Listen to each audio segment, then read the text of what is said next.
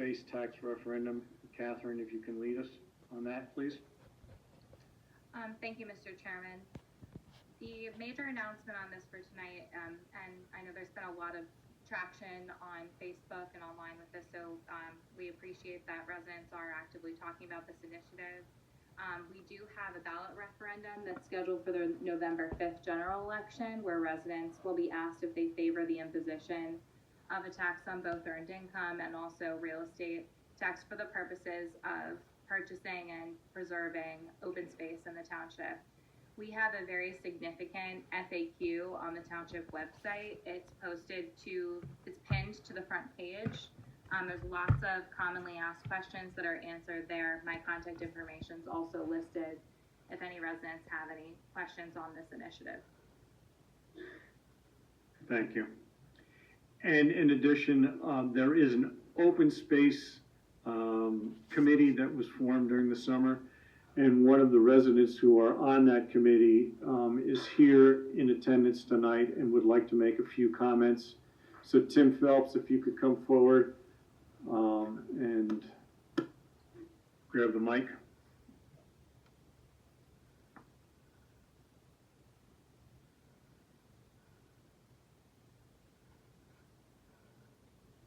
So, good evening. Thank you for the opportunity to address the supervisors this evening. My name is Tim Phelps, and I am proud to say that I live, work, and play in East Whiteland. I've prepared some remarks for today about the open space referendum. I've called this community home for 24 years, serving on the Parks and Recreation Board for about 8 years, and I co-chaired the open space study. As a small business employer in the township, I have experienced firsthand the evolution of our community, and I'm here to advocate for something I believe deeply in, and that is preserving open space. Now, I understand that residents are often cautious about tax initiatives, and it is reasonable to feel and have concern about any new tax or fee coming down the road. People want assurance that this is not just a scheme. Let me start by addressing that concern. The open space referendum is not a vague or unchecked proposal. It has a clear purpose and comes with guidelines under the Pennsylvania law. The funds generated for this financial tool are to be designated for open space preservation, and that clarity should give all of us some peace of mind. If passed, what this proposed referendum does is allow the township to bond funds, enable us to act decisively when land becomes available, competing at fair market value to secure spaces before they disappear. And what could those spaces become? Imagine protected areas where family can hike, where children can explore nature, and where communities can gather. These open spaces offer immense ecological, recreational, and social benefits. They enhance our quality of life and preserve the natural beauty that brought many of us here in the first place. This leads me to an important concept: smart growth. The idea is simple. We continue to develop and redevelop the township. We must be strategic.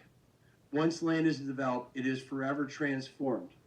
It is extreme cost and burden to undo a strip mall or an industrial complex, and it will never be returned to its natural state. The preservation of open space is one of the most lasting investments we can make in our township, ensuring that future generations will inherit something more than just roads and buildings. The benefits of open space are well documented. According to the Delaware Valley Regional Planning Commission, DVRPC, protected land helps improve air quality and water quality, reduces flood risk, and increases property values. In fact, studies show that communities with robust open space protections also see a return in investment as property values rise and local economies strengthen. What many people may not realize is that it actually costs more to develop land than to preserve it.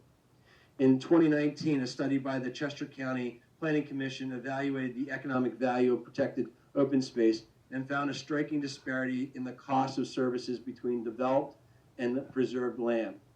For every dollar received in tax revenue, local governments in Chester County spend an average of $1.11 on services to support residential developments.